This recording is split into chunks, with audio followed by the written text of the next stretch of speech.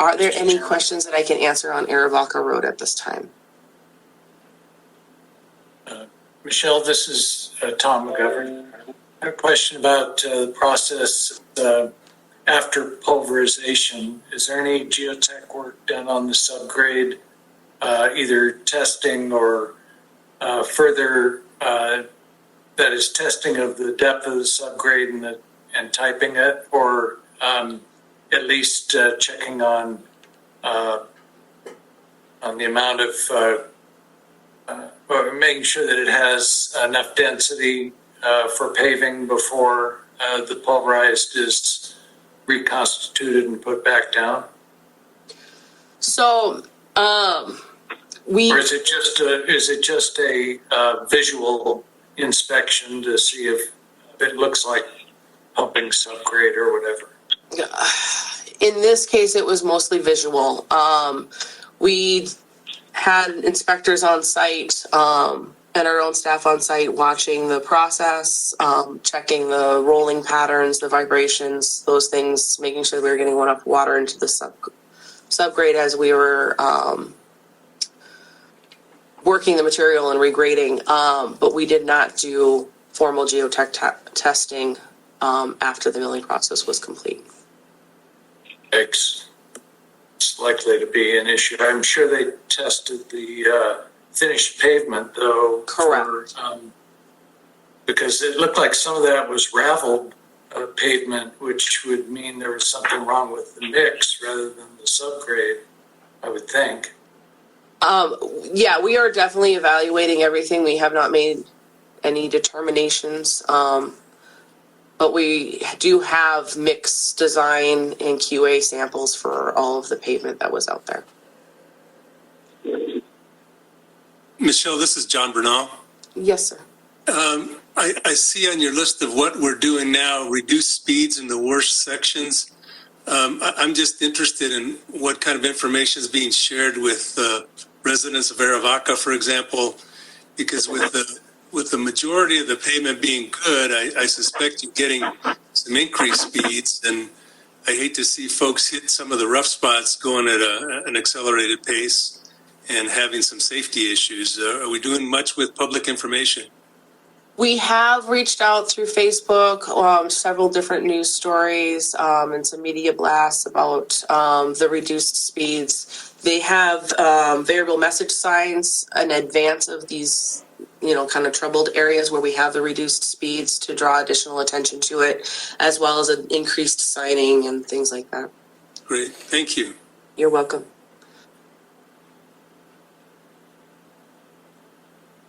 Hey, Michelle, this is Tom Bresney. Yes, sir.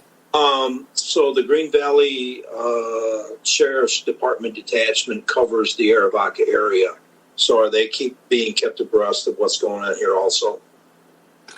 I know we have been coordinating with the Sheriff's Department, but I will make sure that we touch base with them and that they're aware of what's going on. Okay, thank you. Yes, sir. Thank you.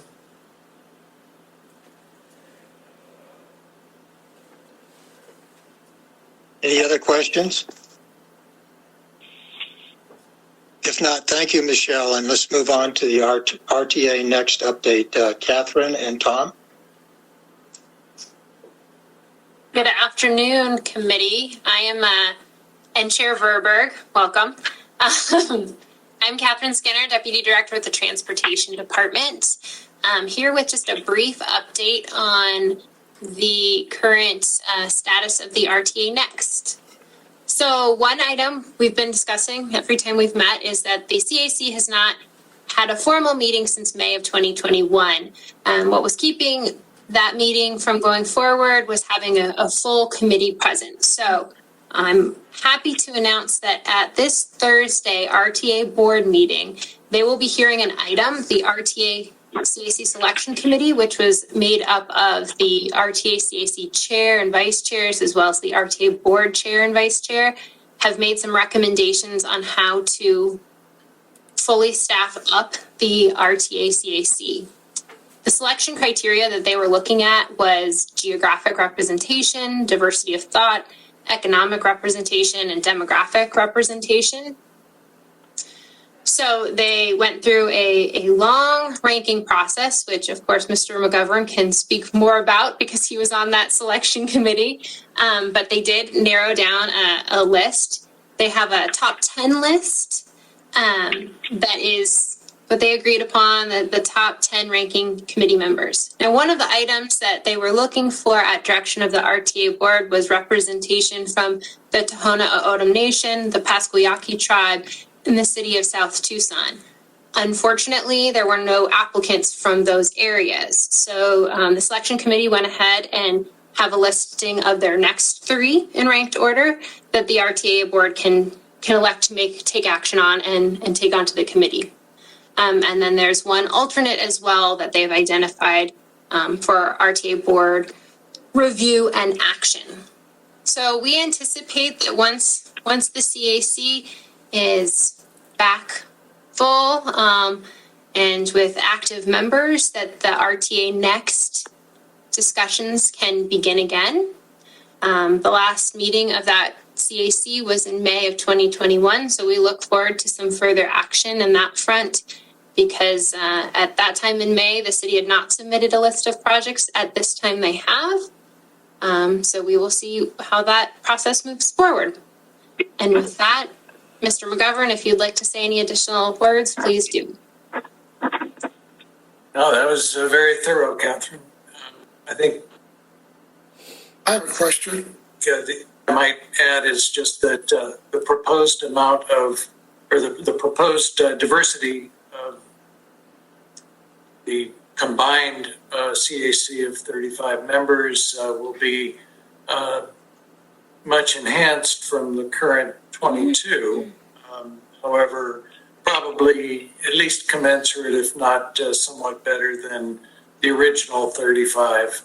And by better, that's kind of a quality word that I don't really mean to attach to either one of the committees, but as far as the desire of the board expressed, as Catherine indicated, for diversity of thought and geography and other demographics has, I think, been met by the 13 that were put forward. What it would do if those 13 were ratified to make the total 35 by the board at its upcoming meeting would be to give the city of Tucson then 18 of the 35, so 1 over or a majority of its residents on the committee. Once again, a reminder, which I'm sure I'll get to remind the committee of on a regular basis.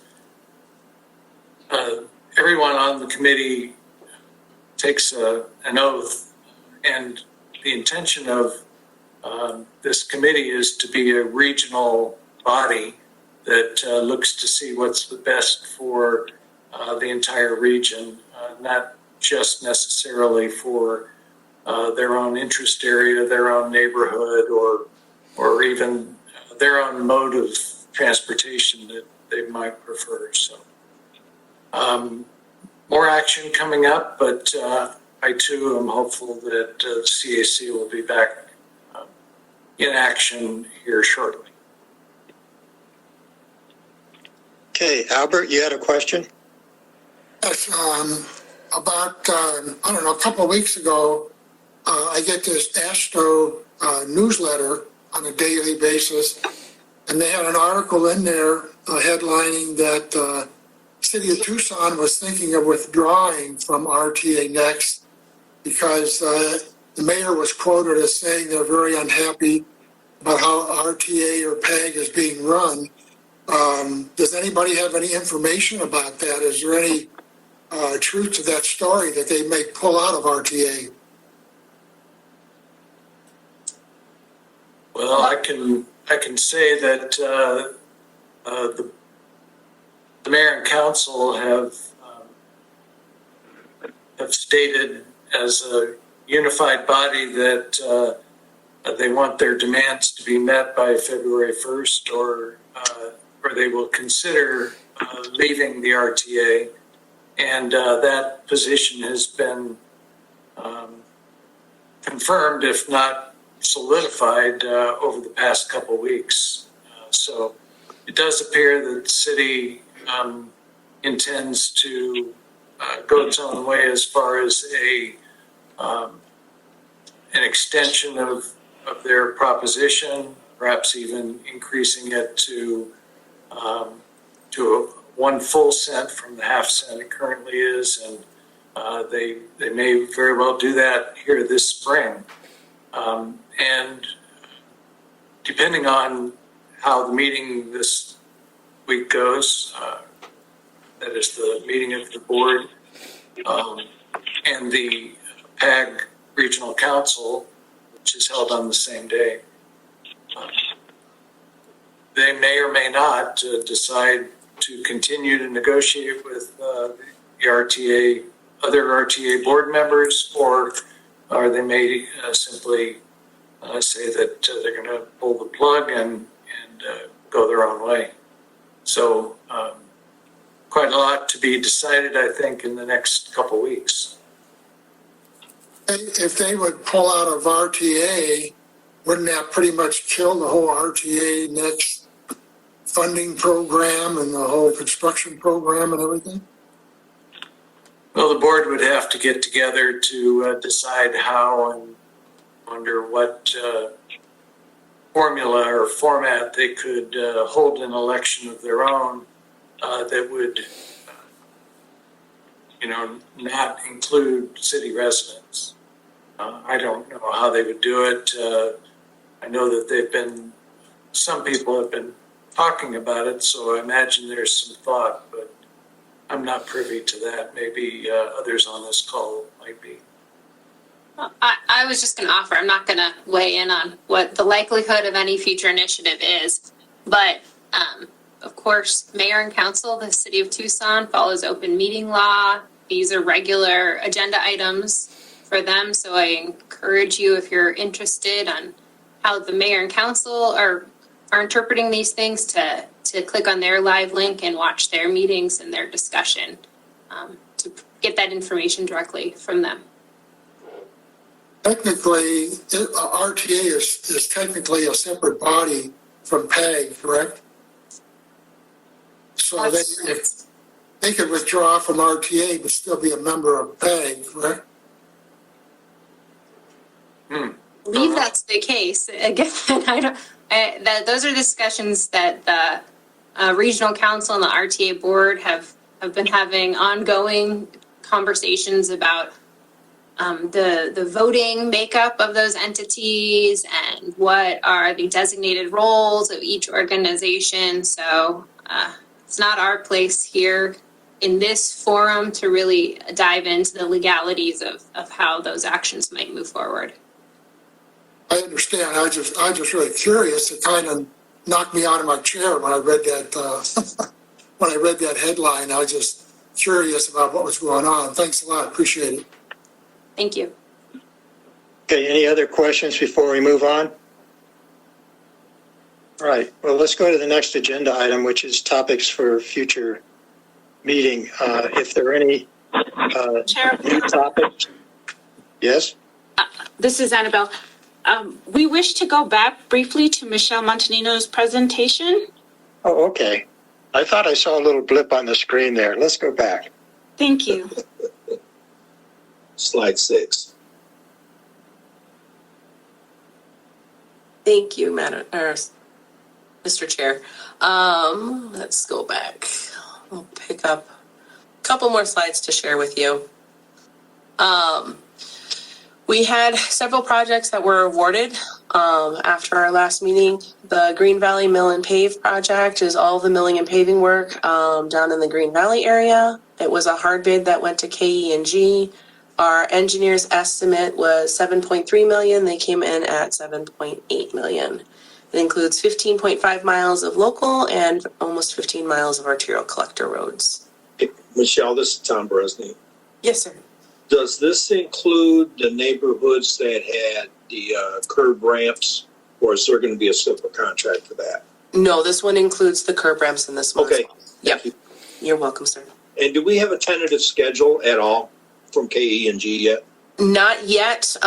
We are working with them on one of their other projects, and they are supposed to be getting us a tentative schedule in the next week or so. Hopefully by the next meeting, I can give you that additional information. Thank you. You're welcome. We awarded Board of Supervisors District 5. This was a hard bid that went to Granite Construction and is in the south area. It is 9 miles of local road, 3.4 miles of arterial collector. The engineer's estimate was $3 million, and the low bid came in at $3.3 million.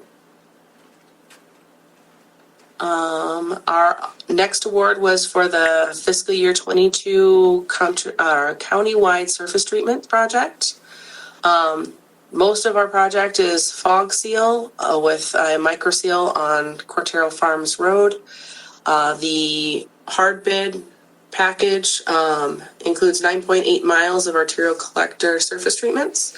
Our engineer's estimate was $0.8 million, and our low bid was 1.1, and Cactus Asphalt is the successful bidder.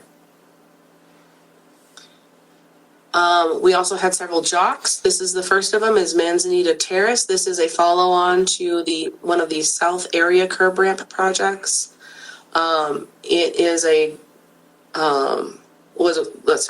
low bid was from Sunland Asphalt. The engineer's estimate was 1.3 million, and low bid was just over 1.3 million. And this is all local roadways. Also in that same area, Cardinal Estates. Sunland was also the successful bidder on this one. Our engineer's estimate was 1.3, and they came in at 1.5, and includes 4 miles of local roads.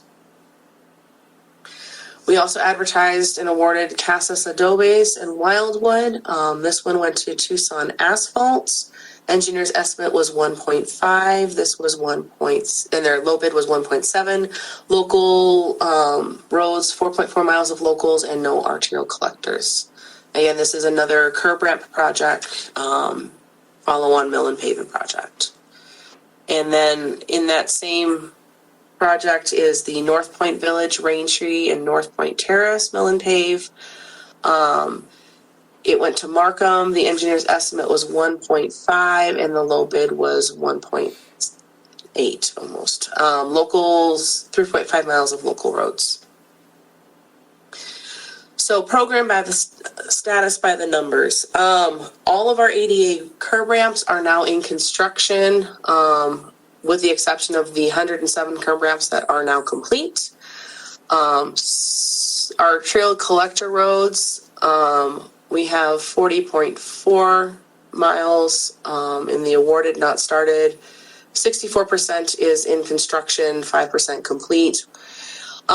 We do have, I guess now would be a good time to bring it up. We do have some projects that are back in the package preparation category. When we made our update in December, we had spent through all $85.5 million of our roadway funding. We had not, because of the price escalations that we've been seeing in the economy, we had not made it through our entire list.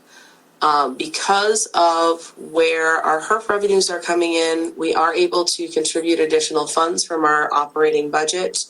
And we have now revised our program budget to be the estimated 96.5 million that we expect it to take, give or take, to complete this year's program list. So we are committed to doing what it takes to contributing the funding that's necessary to complete the list as published back in April of last year. So that's why you are seeing some additional packages pop up in the package prep. That represents about 6 JOC contracts. 5 of them are projects that are follow-on projects from the curb ramp, and then 1 project is the local roads up in the Summer Haven area. Can you repeat that on Summer Haven, Michelle? This time around. Yes, one of the projects that we still need to advertise is the Summer Haven project. So we anticipate those projects, the next few projects will be coming out in the next week or two, and then in about a month later, we'll be doing the last round of projects. So everything should be advertised and awarded by the end of March. Okay, thanks. Yes, sir. That's kind of. Any other questions? Okay, and Michelle, thank you for your patience and our getting back to you. You have any more slides? Right. This is the last one. Okay. So we will be updating the map shortly, so you will be seeing those numbers change. Thank you. Well, and thanks for answering the question that seemed to come up with some of these projects that are coming in over the estimates in terms of where the money's coming from. That helps a lot. Okay, onward to topics for future discussion.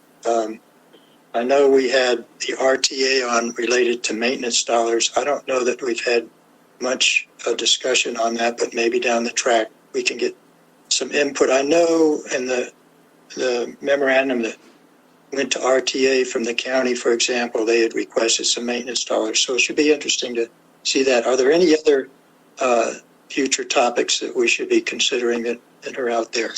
Mr. Chair, this is Tom Bresney. Yes.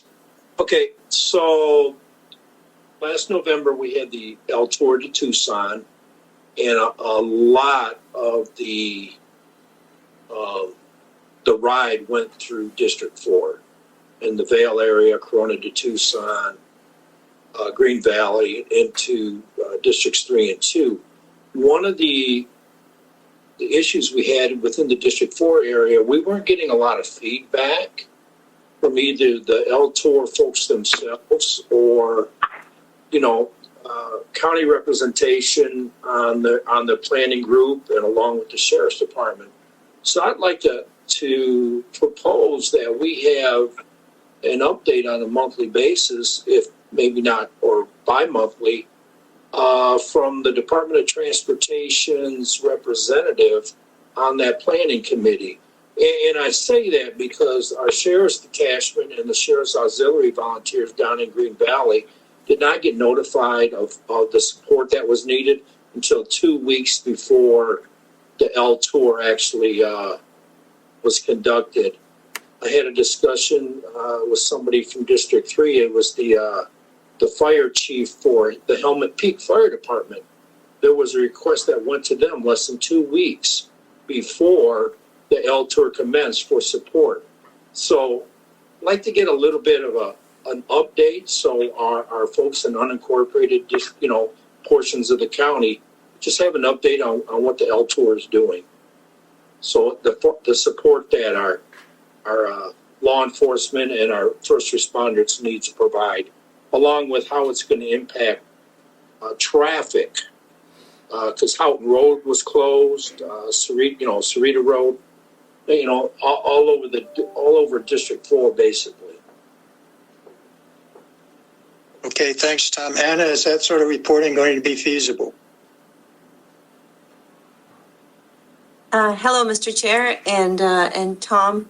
So yeah, we can reach out to the LTOR committee and see if, about providing an update of what their plan is, the scheduling, and how they're organizing their committee, how they do their notifications. We can have them ask them to do an update. Hopefully, it'll be somebody from the perimeter committee, and if not, we can have one of our staff members provide an update. Thank you, Anna. This is Lucretia. I just wanted to second what Tom said. It was alarming what was going on and the lack of communication that residents even knew about where to go or how to do it, and what roads were closed off and the roads packed up. So I support his suggestion as well. Okay. Excellent. Well, do you want us to do that for the next meeting, which will be February or March, or how? What date? Well, what do you think is feasible timing wise? Yeah. So that's a a bunch of time. Yeah, let me find out where the committee is on the planning for the next event. Okay. Well, if we can, fine. If we can't, we'll do it the meeting after. Okay, sounds good. Thank you. Great. Okay, any other topics of interest to the committee members? If not, let's go to the call to the audience. Annabelle, do we have any residents interested in participating? Chair, we did receive one form, and the gentleman's name is Bruce LaRose, and I don't believe that he is listed in attending the meeting, but I do have his comment form if you wish for me to read it. Yeah, please do. Okay. His name is Bruce LaRose, and he says, road repaving in Rancho Sierra subdivision. Good morning. In hopes of finding a sympathetic ear, I am requesting that the budget for next fiscal year include the repaving of the roads in Rancho Sierra subdivision. They have not been repaved since 1979. Many of the roads in surrounding neighborhoods have been resurfaced in the past couple of years, but not ours. We are beginning to feel like orphans. Please help. Our roads are very bad. Thank you, Bruce LaRose. Okay, well, I assume we can put together a response to that, as in the past. Anna, I assume that you and your staff will put a response together for that? Hello, Mr. Chair and members of the committee. Yes, our staff will respond to the gentleman and we'll let you know when we do. Thank you. Okay, next meeting, February 22nd. Please submit any of your agenda items by the 4th to Annabelle so that she can put them together. Other than that, do we have a motion for adjournment? So moved. Did you get that, Annabelle? Tom, which Tom? Oh, Tom, okay. Thank you. Okay, do we have a second? Second. Okay, Albert. All in favor, say aye. Aye. Aye. Okay, Aye. great. Yeah, I hope to see everybody February 22nd. I know it'll be a good meeting. Thank you all so much, and I appreciate your confidence and look forward to working with you. Have a great Thank you, weekend. Mr. Chair. Condolences, Ed. Learn the hard way, There, right? Tom. Yeah. Thanks